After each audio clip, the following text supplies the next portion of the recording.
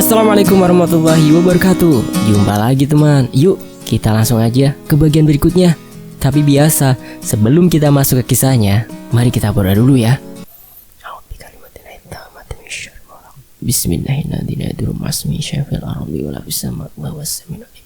Allahumma sholli ala sayyidina Muhammad sallallahu alaihi wasallam. Oke teman-teman, kita masuk ke ceritanya.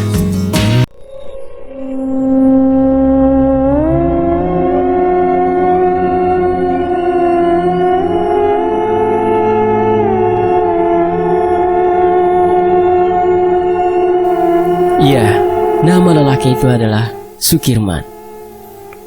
Aku mulai berandai-andai dan tanpa sadar membuatku terlelap ke dalam mimpi. Sumpah, waktu penulis part ini tuh ya, emosinya penulis itu bangkit lagi. Rasanya penulis menuntut istri penulis, tapi di sisi lain penulis juga tahu kalau semua ini tanpa sesadar istri penulis. Tapi tetap aja teman-teman, sakit lihat orang yang kita sayangi berpaling ke orang lain. Beberapa hari telah berlalu. Sukirman semakin berani mendekatiku. Aku juga tidak merasa risih, malah senang dengan segala perhatiannya kepadaku. Seperti waktu sore itu, di saat jam hampir menunjukkan pukul 6 sore. Aku yang masih berada di dalam pabrik masih sibuk menulis laporan hasil hari ini untuk besoknya dilaporkan kepada Big Boss. Dan Sukirman dengan setia mendampingiku. Meskipun aku merasa senang, tapi aku takut ada anak buahku yang lainnya yang melihat kebersamaan kami lalu melaporkannya pada suamiku. Hancur, pasti akan hancur berantakan semuanya. Tapi aku juga menikmati saat-saat berduaan dengan Sukirman. Terasa damai sekali. Apalagi kalau ia mulai mengeluarkan rayuannya. Aku akan merasa seperti ABG lagi. Tapi di saat Sukirman tengah merayuku, muncul seorang anak muda yang tak kuduga sama sekali. Ia adalah Diki, anak muda yang sudah aku dan suamiku anggap sebagai adik angkat. Ayo, Diki memanggilku dari pintu masuk pabrik. Iya Ki, sahutku dengan muka yang aku buat setenang mungkin. Sama siapa yuk? Tanya Diki. Tetap berdiri di depan pintu, jarak kami sekitar 15 meteran. Sukirman terhalang tubuhku, makanya Diki tak bisa melihatnya. Oh, ini Sukirman. Dia habis lembur juga. Katanya mau nemenin Ayu biar gak sendirian. Takut ada yang aneh-aneh lagi, jawabku. Keringat dingin saat itu membasahi tubuhku. Wajahku memucat. Untung itu semua tertutupi oleh cahaya yang mulai remang-remang. Abang ada di rumah? Tanya Diki menanyakan suamiku. Ada Ki. Ini Ayu juga udah selesai buat laporan. Aku langsung berjalan ke arah Diki, meninggalkan Sukirman yang hanya bisa diam. Nah, di bawah ini adalah kesaksian adik angkatku ya, Diki, di malam sebelum kejadian. Malam Senin, aku dan kakakku, Faisal, tengah berboncengan motor arah balik ke kontrakan kami setelah membeli pecel ayam. Tapi di saat kami melewati daerah dekat kontrakan Ayu, Rara, dan Abang, mataku melihat sebuah pemandangan yang mengejutkan. Di sana, di bawah sebuah pohon ceri, di dekat tikungan, aku di sini Diki ya. Aku melihat Ayu Rara tengah duduk di atas sepeda motor dan di dekatnya ada Sukirman. Aku yang penasaran ingin mendekati mereka, akan tetapi di satu sisi aku juga tidak berani mengganggu karena takut Ayu Rara marah. Aku tuduh yang macam-macam. Akhirnya aku dan kakakku memutuskan untuk mengubah arah motor. Kami akan melewati lokasi di mana mereka berdua berada. Dengan hati yang berdebar-debar, kami mulai melaju perlahan mendekati lokasi di mana Ayu Rara berada. Semakin dekat, aku semakin melihat kebersamaan mereka. Memang Ayu Rara duduk membelakangi Sukirman, tapi seumur hidup aku mengenal Ayu Rara, takkan mungkin ia mau berduaan dengan laki-laki selain abangku, apalagi malam-malam, serta di tempat yang sepi seperti ini. Dan di saat kami melintas tepat di depan Ayu Rara, tahu nggak? Ayu Rara tak sedikit pun menoleh ke arah kami, seolah-olah kami ini tidak ada, ataupun seperti kami ini orang lain yang Ayu Rara tidak kenal. Ayu Rara asik terus memainkan HP-nya. Dan meskipun ia kulihat sempat melihat ke arah kami, tapi aku merasakan bahwa tatapan matanya itu kosong. Sedangkan Sukirman, ketika ia melihat kami, ia berpura-pura menjatuhkan sesuatu ke bawah. Ia menunduk saat kami tepat melewatinya. Jujur, kami berdua ingin sekali turun dan menegur Ayu. Tapi entah kenapa, aku dan kakakku segan sekali untuk turun. Kami berdua mencoba untuk berpikiran positif saja. Dan sambil terus melirik mereka, kami pelan-pelan menjauh. Oke, kembali ke cerita istriku ya, Rara. Dan kemudian Senin siang, aku berniat untuk pergi ke pabrik di Balaraja setelah suamiku berangkat kerja. Tapi tak lama HP-ku berdering tanda ada panggilan masuk. Kulihat di layar, Sukirman. Aku lalu dengan cepat menekan tombol hijau di layar HP-ku. Halo sayang, sapa Sukirman ketika aku mengangkat teleponnya. Hush, jangan aneh-aneh deh, kataku pelan. Padahal di kontrakan aku sendirian, tapi entah kenapa seolah-olah ada banyak mata yang mengawasi perbuatanku, lalu melaporkannya kepada suamiku. Bisa gawat nantinya. Iya, maaf dek, kata Sukirman. Kok A bisa nelpon adek sih? Kan A lagi kerja, tanyaku. Ini A lagi izin ke kamar mandi, kangen sama adek, jawabnya. Ih, gak boleh loh kangen sama istri orang, ujarku. Biarin aja, yang penting istri orang itu mau sama AA, katanya lugas. Dasar, kataku. Oh iya, adek mau pinjam motornya, boleh? Tanyaku. Aku berpikir kenapa tidak pakai motor 2 saja untuk pergi ke Balaraja daripada naik ojek online, mahal. Oh ya udah, jam berapa? Tanya Sukirman. Siangan aja, A, kataku. Setelah selesai telepon, aku lalu berbenah dan tak lupa menyiapkan segala lamaran yang nanti sekiranya akan dibutuhkan. Pukul 11.30 siang, tiba-tiba pintu rumahku diketuk dari luar. Sewaktu kubuka, Sukirman ternyata sudah berada di depan rumah kontrakanku. Loh, memangnya sudah istirahat? Tanyaku sambil mempersilahkan dia untuk duduk di kursi teras. AA tadi izin sakit perut dek, jadi boleh keluar karena alasan AA mau beli obat di warung, jawabnya. Kami lalu mengobrol di depan teras kontrakan. Kami membahas masalah nanti jika aku jadi pindah kontrakan dan dia nantinya akan aku ajak serta. Namun tiba-tiba, dor. Aku mendengar suara pintu diketuk dengan keras dari arah luar, lebih tepatnya digedor. Aku sangat terkejut mendapati aku sudah berada di dalam kontrakan. Terkejut lagi karena Sukirman juga ada di dalam bersamaku. Aku duduk di sisi yang berlawanan dengannya. Aku di dekat kulkas di tembok kanan dan Sukirman di sisi tembok kiri. Ditambah lagi dengan pintu kontrakanku yang sudah dalam keadaan tertutup. Loh, kenapa kamu ada di sini? Tanyaku bingung disertai ketakutan yang sangat amat. Cepat keluar, kataku lagi agak keras. Ia hanya terdiam sambil terus melihat ke arahku. Entah halusinasi atau bukan, aku seperti melihat ada seleret cahaya di kedua belah matanya itu. Namun aku tersadar, karena tak mungkin bagiku menyuruh Sukirman untuk keluar dari kontrakan sekarang ini. Aku bingung, takut. Bingung harus berbuat apa untuk situasi ini. Takut karena hal ini bisa berakibat sangat fatal bagi kelangsungan rumah tanggaku. Tanpa ada ide, buntu, aku lalu menyuruh Sukirman agar ngumpet di dalam kamar mandi saja. Ia nurut, lalu dengan santai berjalan ke arah belakang. Tapi sebelum masuk ke dalam kamar mandi, dia sempat berkata kepadaku, Dek, kalau ada apa-apa, aku siap bertanggung jawab. Aku melotot dengan suara marah yang agak kutahan. Aku berkata, maksud kamu apaan sih? Emang kita ngapain? Dia diam saja, lalu masuk ke dalam kamar mandi. Kini aku berdiri mematung kebingungan. Dari kaca jendela, aku bisa melihat orang makin banyak berkumpul di depan kontrakanku. Bisa aku lihat di antara mereka yang berkumpul, ada beberapa anak buahku di pabrik. Aku langsung down, cemas dan gelisah. Aku hanya bisa pasrah dengan keadaan ini. Ya Allah, kenapa saya mesti mendapatkan cobaan seperti ini? Kataku dalam hati.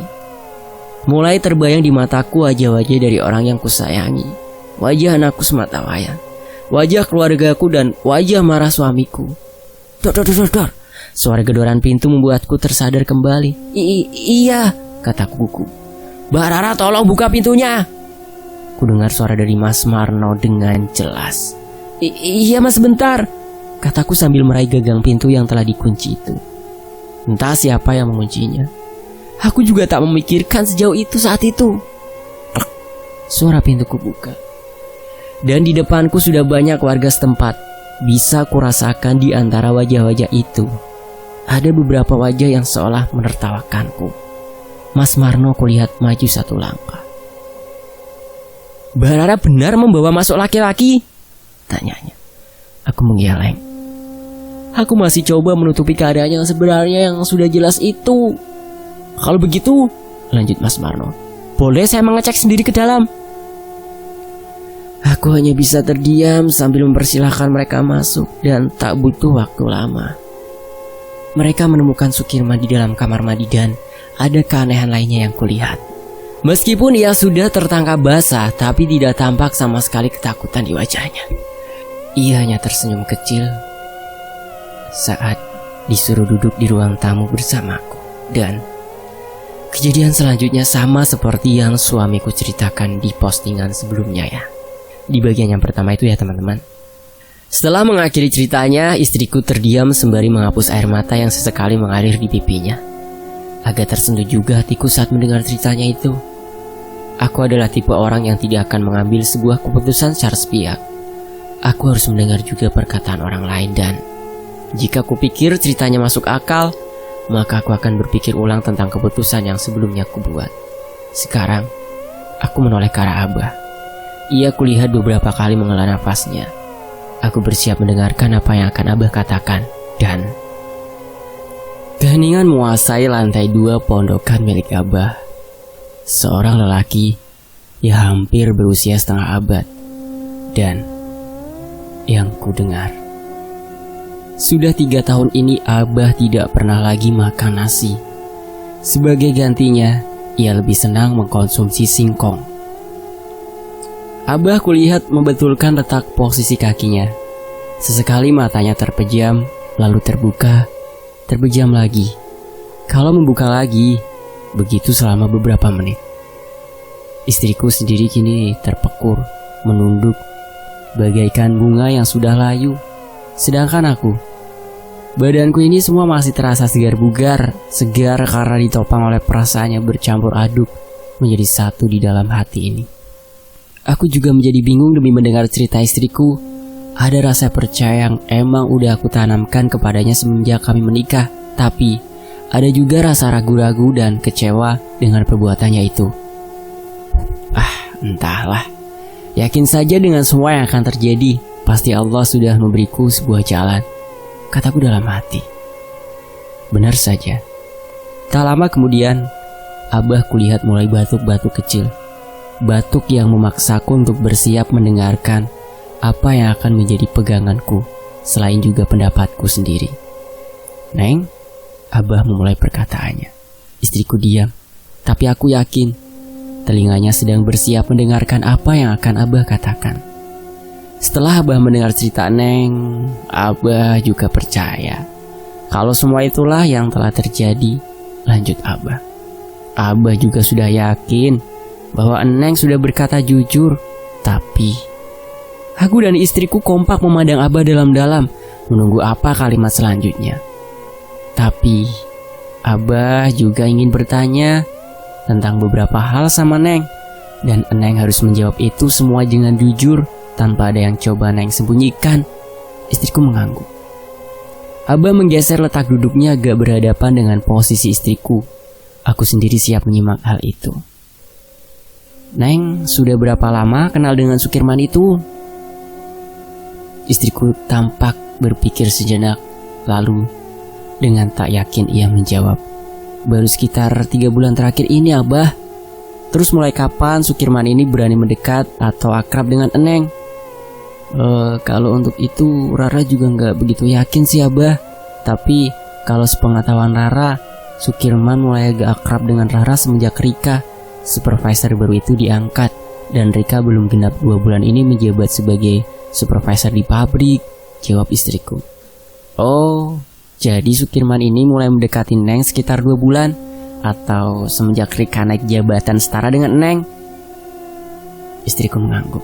Bisa Abah lihat wajahnya si Rika ini? Pinta Abah. Istriku mengambil HP-nya, lalu ia tampak membuka galeri foto di sana. Lalu setelah ketemu, HP itu ia langsurkan ke Abah. Abah menerimanya, lalu ia tampak sedikit berkerut-kerut. Aku memperhatikan Abah dengan dahi berkerut juga, karena entah kenapa aku menduga ada sesuatu hal yang aku yakin sama dengan yang akan Abah utarakan nantinya. Setelah memandangi foto Rika beberapa saat, Abah mengembalikan lagi HP istriku. Abah lalu menunduk sambil memejamkan mata. Tasbih kecil di tangannya tampak mulai berputar digerakkan oleh jari jemari Abah. Hening, senyap selama 10 menit. Kami berdua menunggu Abah membuka kedua matanya kembali, dan Abah kembali berdiri tegak sambil membuka kedua matanya. Lalu meluncurlah satu kalimat dari bibirnya. Abah sudah tahu kenapa Neng seperti ini. Kami mendongak. Tapi, kata Abah sambil melihat ke arahku, ini semua juga terjadi karena sikap si Mas juga. Hah, otakku langsung berpikir, apa maksud dari perkataan Abah? Abah lalu mulai dengan hasil temuannya. Jadi, Sukirman ini Abah lihat berasal dari satu daerah di sebelah selatan tanah Banten ini. Tepatnya di daerah sana, dan Sukirman ini termasuk orang yang rajin berziarah ke tempat-tempat yang dianggap keramat di seluruh Banten ini. Keinginannya apa? Tak lain dan tak bukan adalah untuk menguasai sejenis ilmu pelet yang termasuk ilmu tua di tanah Banten ini. Untuk namanya, maaf, Abah tidak mau memojorkannya. Yang pasti, pelet ini bukanlah pelet sembarangan. Karena orang yang terkena pelet ini akan sedikit sadar akan perbuatannya. Jadi, ia tidak akan berubah dalam hal sikap maupun sifat. Berubah di sini maksud Abah adalah tidak kentara banget perubahannya. Setelah berhenti sejenak, Abah kembali melanjutkan hasil penemuannya. Jadi si korban yang dalam hal ini adalah Neng Rara masih akan tetap memiliki perasaan sayang kepada si Mas, suaminya. Tapi di sisi lain, si Neng juga akan dipaksa untuk mencintai Sukirman juga. Mungkin kalian berdua bingung dengan penjelasan Abah, tapi seperti itulah yang Abah ketahui tentang pelet ini. Aku yang tak bisa menahan diri lagi segera bertanya. Jadi maksud Abah, dia ini terkena pelet? Tanyaku sambil menunjuk istriku. Abah mengangguk. Benar Mas. Tapi kata Abah, pelet yang Sukirman punya ini termasuk pelet yang bahaya. Bahayanya kenapa? Karena pelet ini memaksa untuk tumbuhnya cinta dan sayang. Jadi mau sejelek apapun lelaki itu, bila orang yang terkena pelet ini melihatnya, maka pasti akan tumbuh rasa suka dan sayang. Bagaimana cara kerjanya? Caranya adalah dengan meminta bantuan para jin kafir yang sesat. Mereka akan membolak-balikan pandangan lahiriah korban, sehingga yang tampak bagus hanyalah si pemilik ilmu pelet ini.